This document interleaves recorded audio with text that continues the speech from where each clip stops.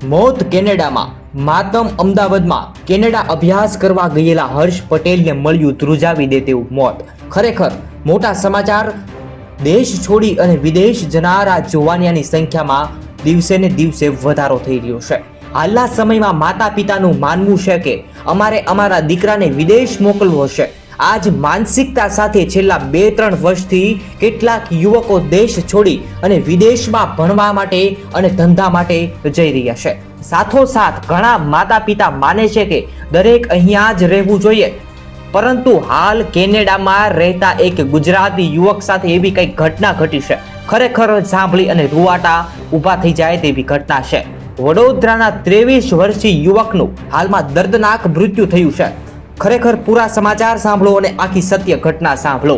છેલ્લા ઘણા સમયમાં ગેરકાયદેસર ઘૂસવાના પ્રયાસમાં ઘણા ગુજરાતીઓના મોતના ભેટવાના સમાચાર સામે આવ્યા છે.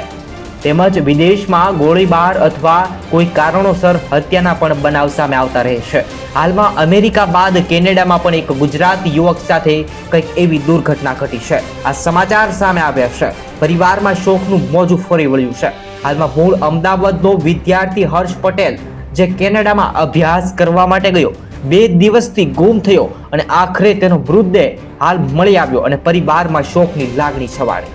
હાલમાં કેનેડામાં સ્ટડી કરવા ગયેલા મૂળ અમદાવાદનો 26 વર્ષીય યુવક ગુજરાતી હર્ષ પટેલ નામનો યુવક ગુમ થયો હતો ને 2 દિવસ બાદ હર્ષનો મૃતદેહ. આવી રીતે હર્ષના મૃત્યુનું કારણ તો હજી કોઈ સ્પષ્ટતા થઈ નથી. હર્ષના પાસપોર્ટ અને ક્રેડિટ કાર્ડ સહિતના દસ્તાવેજો હાલ ગુમ થઈ ગયા છે.